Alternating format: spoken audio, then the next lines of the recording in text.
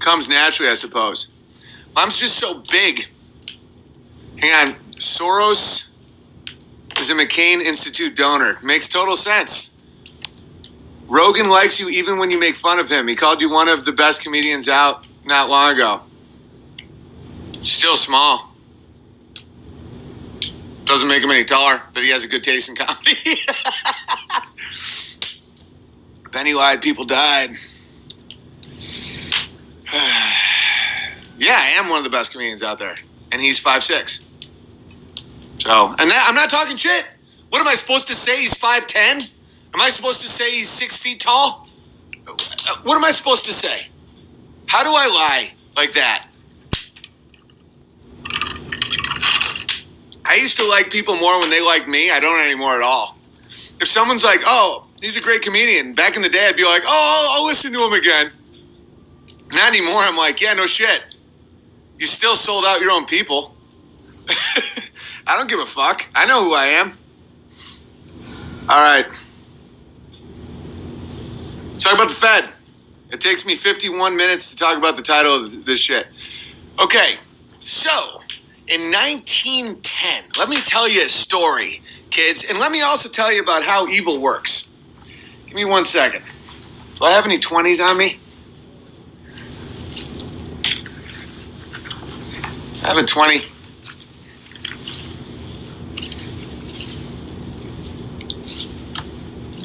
No. It's a bunch of ones like a dirty whore. I am just a filthy whore. This is a handful of fucking... All right. So, Jackson, one of the best presidents we ever had, is on the 20. I believe his dying words were, I took down the banks. He was all about taking down the banking cartel, and they put him on the fucking 20. Isn't that insane? Anyway, so in 1910, we have, who do we have? We have, see, it's not all the Jews, by the way. J.P. Morgan's not Jewish. I dove into it hard. I was going to do a whole episode just called It's Not Just the Jews.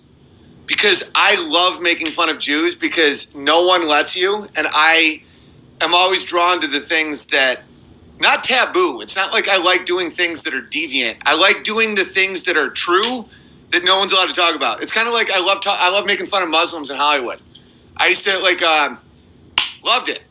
Talking about how just in mixed company, I'd be like, yeah, kind of like Mohammed's a pedophile. And people would fucking spiral. And I'd be like, he is though. Anyway, Rothschilds aren't Jewish. Yes, they fucking are. We all know they are. I just said J.P. Morgan wasn't a Jew. Do you want me to fucking... you're not taking the Rothschilds. Anyway, so in 1910, Nelson Eldridge, the father-in-law of John D. Rockefeller, Frank Andrew Paul Warburg, who is a Rothschild, who was one of the richest men in the world, they got on a train. They conspired to get on a train. That's how Dan Carlin talks. He goes, "What is a monument?" He almost sounds like the Joker. These men boarded a train, and they agreed to only call each other by their first names. What is a conspiracy? They said they were going on a duck hunt in New Jersey. But it wasn't a duck hunt.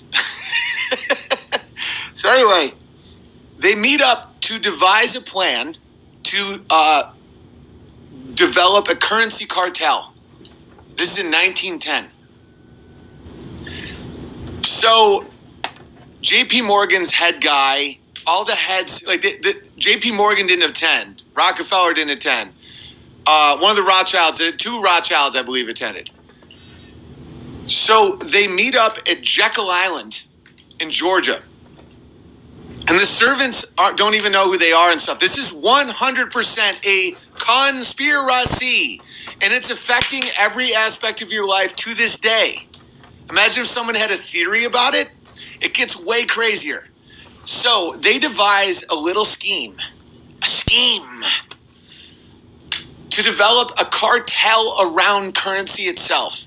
Because back in the day, there was a phrase, this note is as good as gold. That's why it's called a bank and trust, because the whole thing is based on trust. That you give someone $10, something that says 10 on it, and they give you $10 back worth of gold, because gold had international agreed upon value. So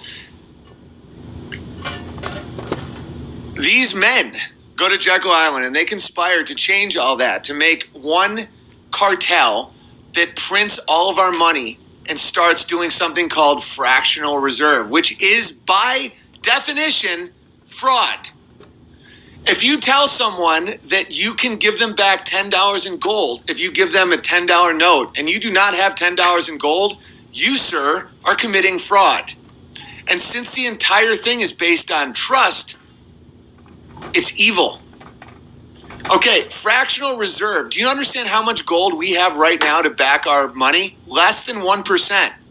And they don't even allow us to do a check on Fort Knox. You know, growing up, they say Fort Knox is full of gold. They won't let you audit Fort Knox. The nation of France, or it might have been England or France, they gave us their gold to keep safe or some shit. They wanted it back and we won't give it back. It's gone. We don't have any gold. We have nothing backing our money except bombs. So these men came up with a bill to be passed by Congress to give them the Federal Reserve. Do you know when they did it? December 23rd, when everyone was gone for Christmas. There were only 3 senators who voted on it. 3.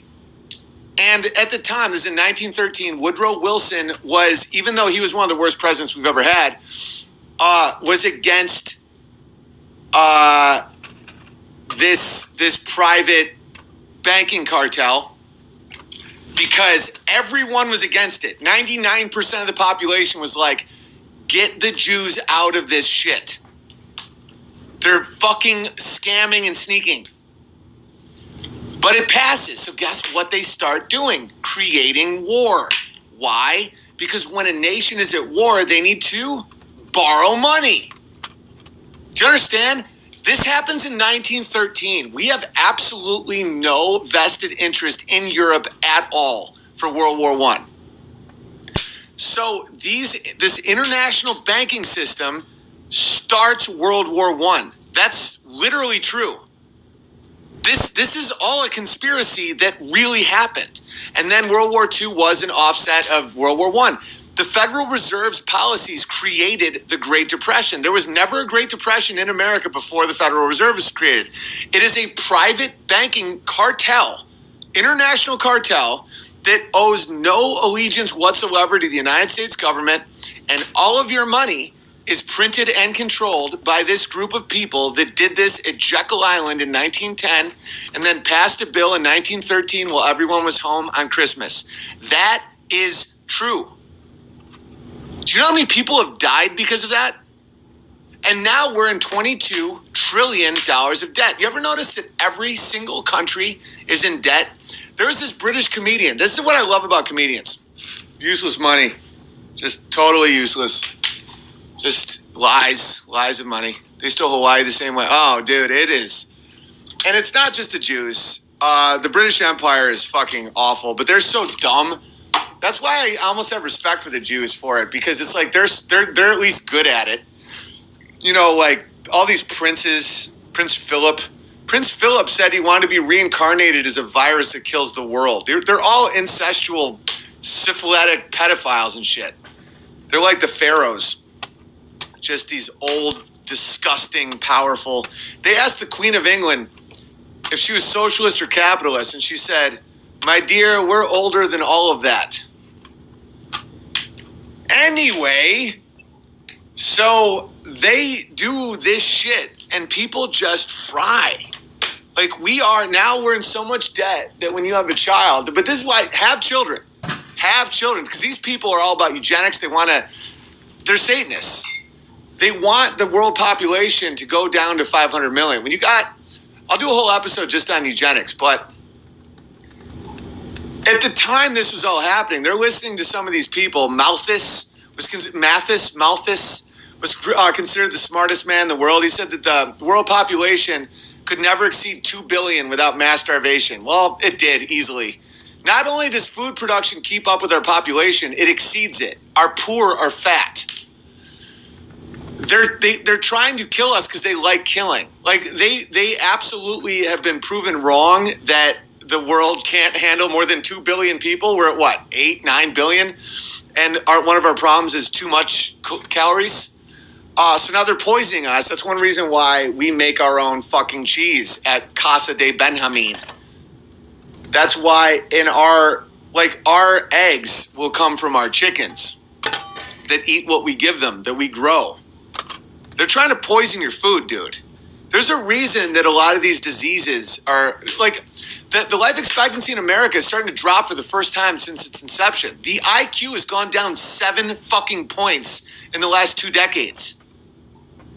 It's like they're making you dumb and fat and sick because they want you to die. And, it's just a conspiracy. I just told you one of the craziest conspiracies that's absolutely provable. A cartel of currency creation met and passed a bill that no one wanted, and now every dollar you own is owned by a tiny group of people that can't be audited by the U.S. government. Does it get more serious than that? So then they start a series of wars to create debt. Oh, and guess what countries aren't connected to this? Syria, Iran, North Korea, Cuba, Venezuela, Afghanistan, and Libya Omar Gaddafi was trying to get off the banks because they have more gold per capita than any country in Europe, and they bayoneted him to death in his asshole, and Hillary Clinton cackled and said, "We came, we saw, he died." Ha ha ha ha. Is that a conspiracy theory? Hang on, someone says 5.5. What the fuck? I think 5.5 is, but still, that's awesome. What the hell are you talking about, Kyneton Bear? If you're talking about the fucking Earth being flat. Oh, Russia too. Yeah, Russia, Yemen, Bolivia is now. Bolivia's doing some good work. Gaddafi wanted off the petrodollar. Yeah. Don't get me wrong. As an American, this is what I used to think sometimes. I'd be like, well, as an American, I'm glad that they didn't go on the euro. No, it doesn't benefit us at all. They're trying to kill us. This is a small cabal. That's why it's like when people talk shit about America, I get it sometimes. That's why when I talk shit about Israel, it's not like I'm talking shit about Israelis. My favorite Jews are Israelis. It's like these people are benefiting in the trillions at our misery and death.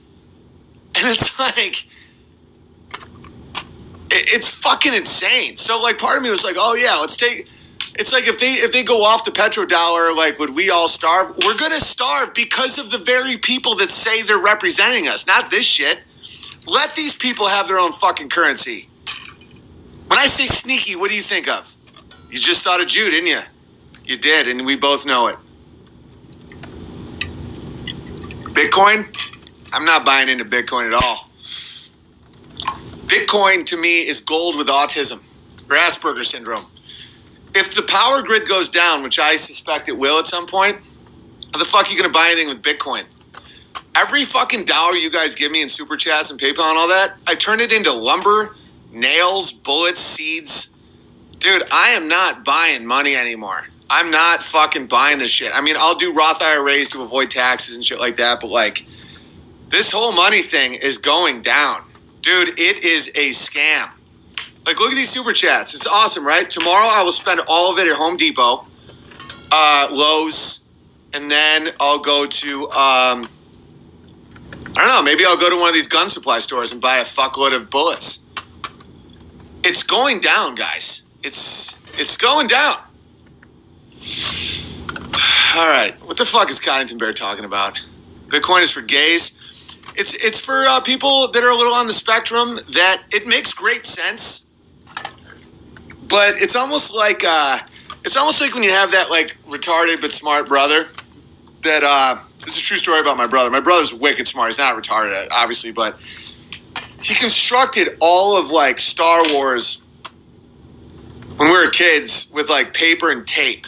You know, he did like the pit in the desert and all this. It was like unbelievable.